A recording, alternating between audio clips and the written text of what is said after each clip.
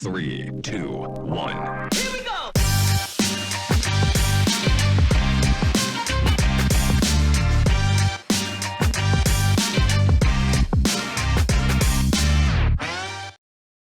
Hello and welcome to another episode of We Talk. My name is Irene Marie van der Veld and today is Tuesday, which means that we do business here on We Talk. In today's episode of We Talk, we will be chatting to Ngula of Rially Bakes, who started her baking business during the year of the pandemic and is very passionate not just about baking, but also about service delivery and punctuality. As always, we will bring you a news segment, a recommendation, and a quick life hack. Because what is life if not for hacking?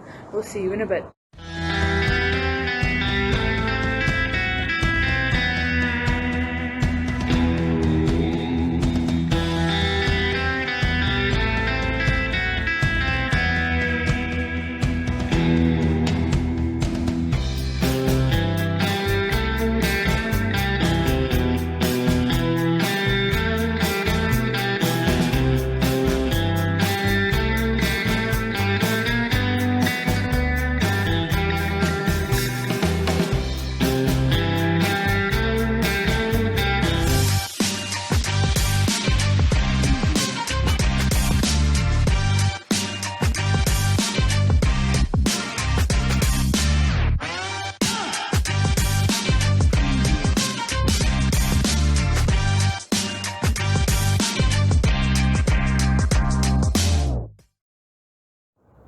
And now for our news segment. So in our first story for today, we have a visit by the Namibian police to the community of Rially in an attempt to curb the use of illegal drugs. So the story reads, in their quest to address the possession, use of and dealing in drugs, NAMPOL held a crime prevention operation in Rially, along with a community outreach program over the weekend, where various speakers spoke, including rehabilitated drug users.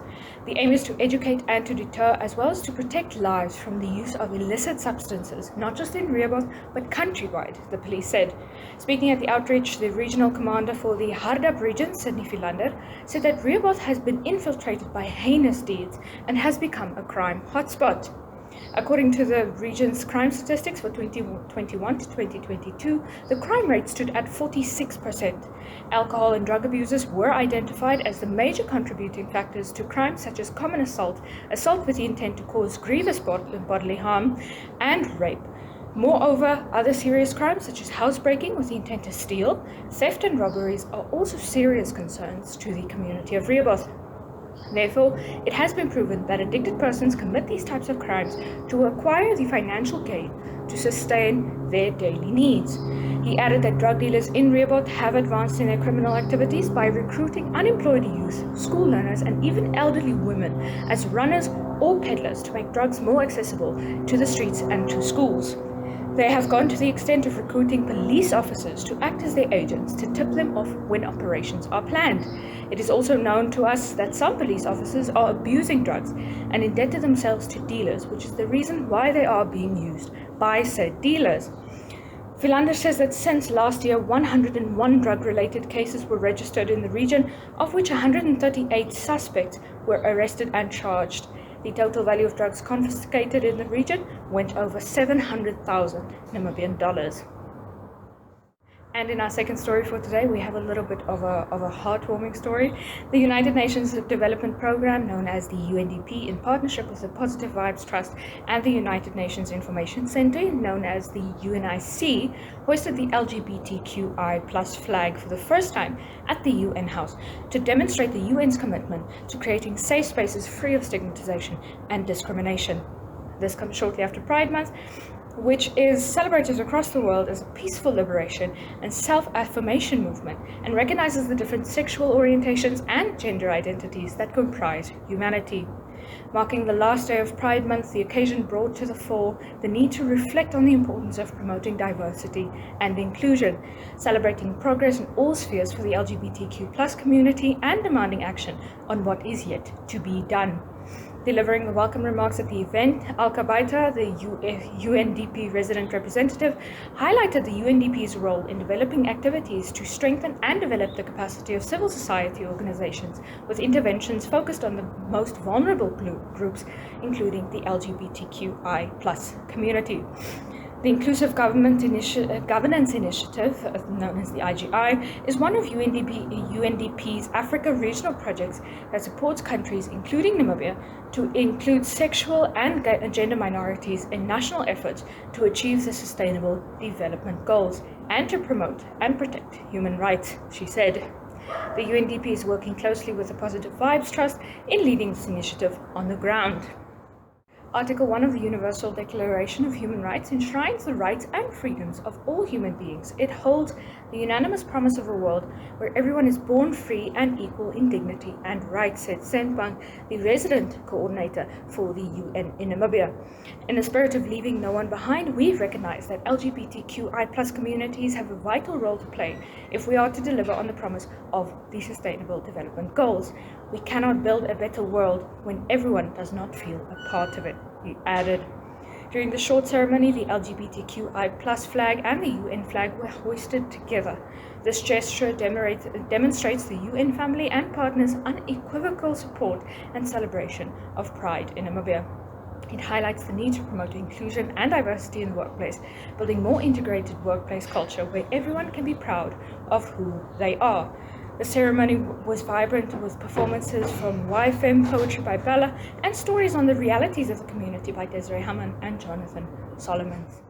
I'm gonna take you on a ride. We're gonna prove you deny. Why you're so salty? I'll still take a bite.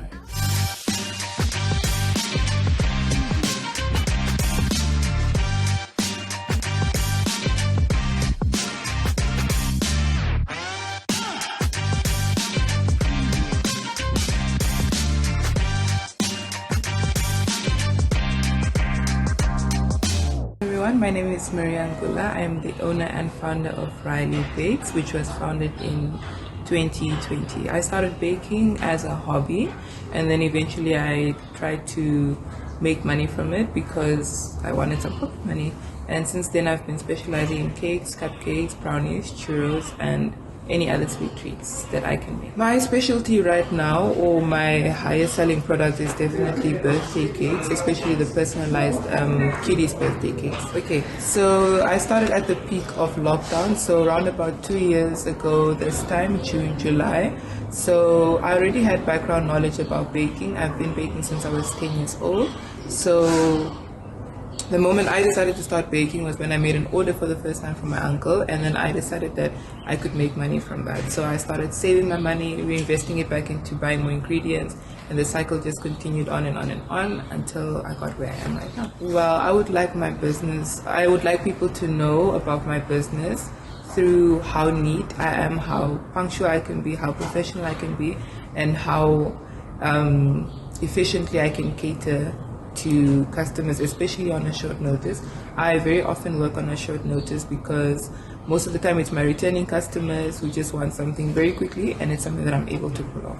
Mm-hmm. My strengths in my business definitely have to be my time management that has gotten better over the past 2 years, and my communication skills with my customers also. I've also taken a lot of time to research on my market and see which side of the market is more profitable for me. Therefore, I'm able to cater to more of their needs than the other. What makes my business unique is how you would know that if you saw something that I baked, you would know that it's made by me, simply because of how much love I pour into it, how much time and effort I take to perfect something, because I'm a big perfectionist. So everything has to look perfect, and I think for the most part of it, anything that I do bake has my brand to it. You can see Rially baked it. So I think with baking, you can always I don't think you can be the best at baking without being better at it at a certain point. And that's something that has shown consistently ever since I started baking. From when I was 10 years old, I can see the significance in bettering myself, and it's very therapeutic actually. I can have the most stressful day ever, but then baking will just make things 10 times better for me. Some of my hardships have definitely, now that I'm a first year university student, it's very different from when I was in high school, where I had a very fixed schedule, where I knew I was going to school from 7 to 2, and then I could bake from 3 onwards. But now that I'm in university, my timetable varies a lot. So it's quite difficult for me to juggle between the two, manage my time properly, finish orders in time, have assignments done on time as well. But it's something that has gotten better that I've observed over this first semester. Oh, I would like to see a lot from you, actually. I would like to get to a point where I'm able to train other bakers or upcoming bakers who would like to get themselves started but don't really know where to start. And not just in the kitchen, but also, but also in terms of knowing what their market is, how to advertise, how to talk to customers. And I would also like to be able to have my cakes sold in retail stores. So I made my birthday cake actually for my 10th birthday, and there were two cakes actually. It was a vanilla one and a chocolate one. So I used one of those very big pans that come in the oven, and I decided to make it in there. I remember I was so small, I was struggling to stir the batter myself. I just stand on a chair and mix everything. But it came out relatively really nice, and yeah, since then I've been baking. I've always been that person. I think it's my personality as well. I'm just someone who likes to do things myself. Till now, till this very moment, I think that's why I also struggle to have an assistant, because I very much like to do everything myself. So I decided I was obsessed with Barefoot Contessa. That's all I used to watch on Food Network. So when I decided to copy her recipe and like multiply it by 3, I don't know how I did that. The cake came out really nice, and that's how I decided baking is going to be. Advice that I would give is to get started. If I have to show you where I was when I first started and where I am now, I hope that's something that will possibly motivate you, whether it's the fact that I actually make invoices now for every single order that I get, regardless of how big or small it is, my packaging as a whole, just the brand that I've built up for myself is not what I started with, and that's the most important part about building, which is just starting from what you have and making something meaningful from it.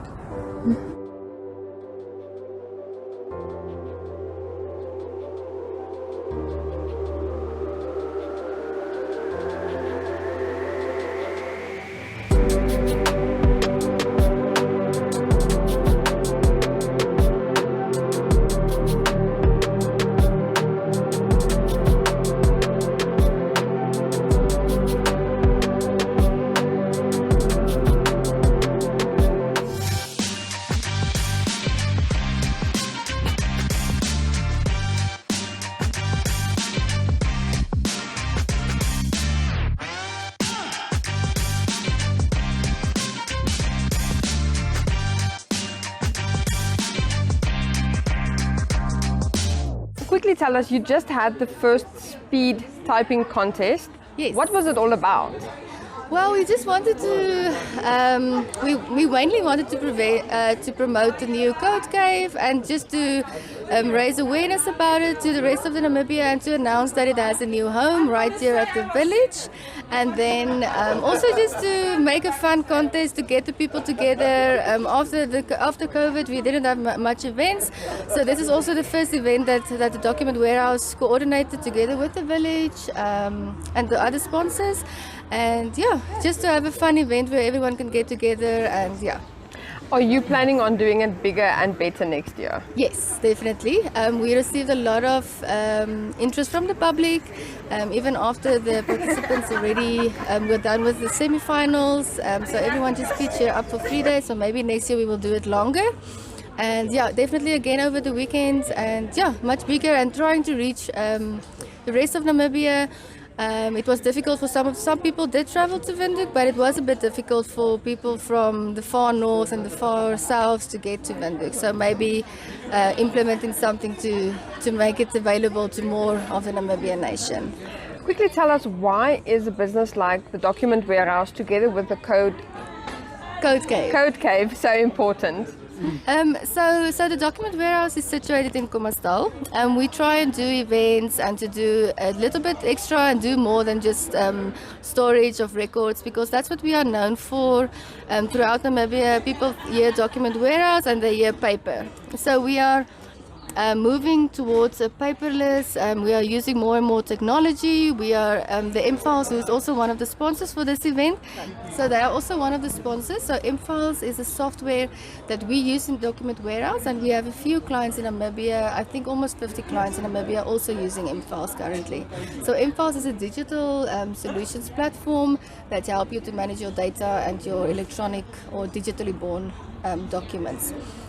So yeah, we just wanted to show people we are more than just a paper storage company. Thank you very much.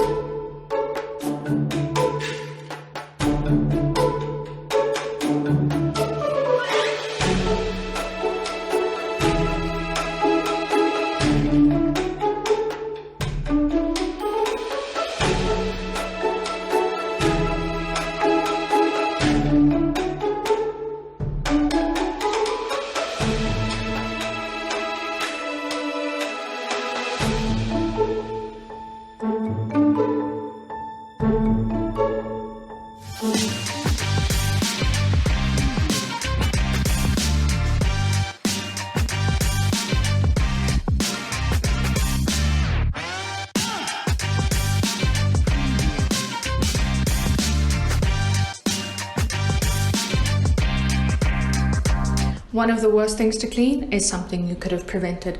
Prevent the boiling over and spilling of water from a boiling pot by adding a wooden spoon over the pot, and you can prevent the elbow grease and heartache it would have taken you to clean it up.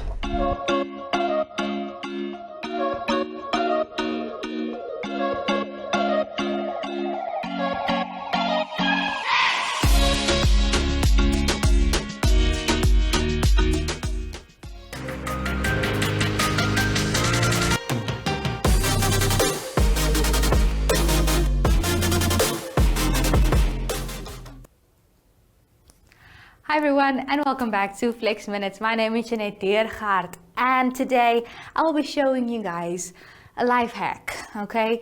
This is really a life hack. What I want you to teach you guys today is the interior tilt. So that is basically while you're doing any workout, you're constantly engaging your abs, you're squeezing your glutes, and you are doing your workouts, and you will see that with still standing movements while you're standing up, or even just using different body parts, that you have to do this interior tilt.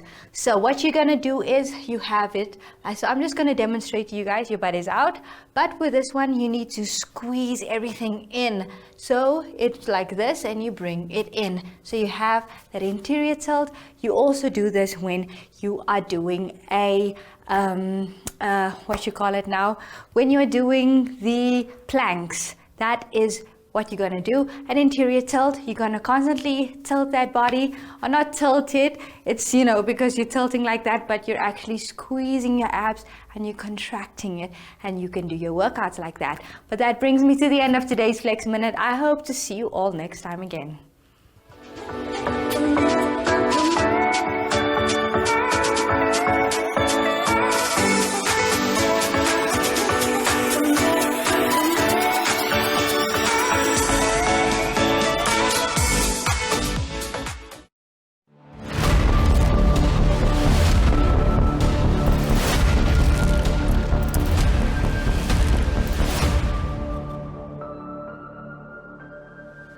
Bookings for Namibia Tourism Expo 2022 are open.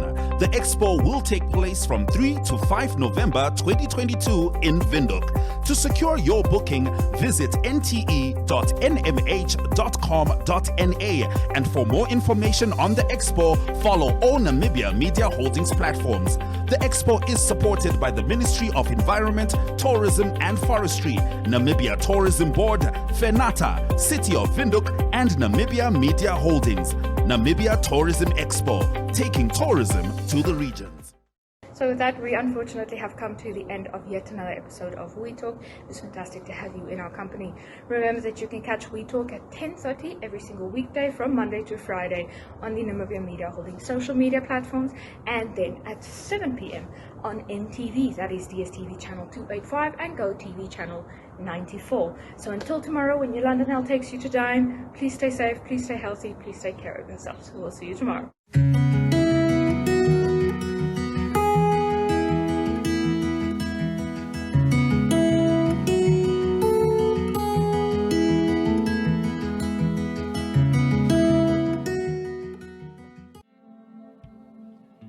Tonight I'll lie awake and watch as the world ends, all from the comfort of my bedroom.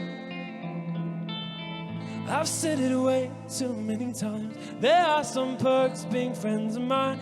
Tonight I'll lie in bed drinking red wine, singing a doo doo doo doo doo doo doo doo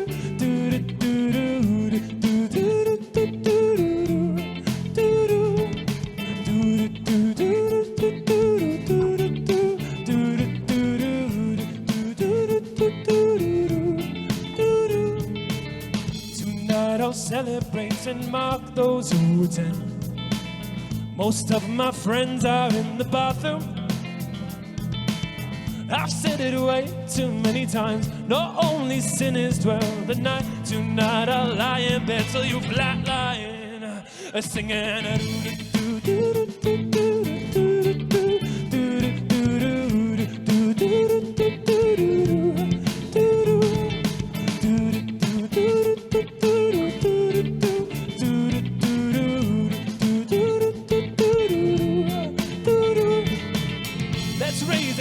To tenderness and all of the other things I miss. Throw our hearts into the hellfire. I'd raise the bonds of bitterness for one true loving, then it's kiss. A kiss to save it all from certainty mine. Tonight I'll lie awake and watch as the world ends, all from the comfort of my bedroom, singing a doo doo doo doo doo doo doo doo.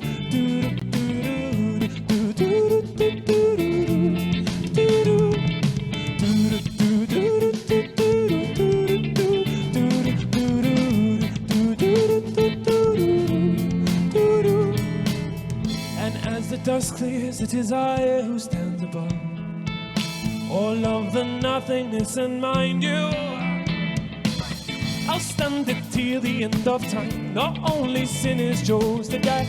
Tonight I'll lie in bed drinking red wine, singing a doo doo doo doo doo doo doo doo doo doo doo doo.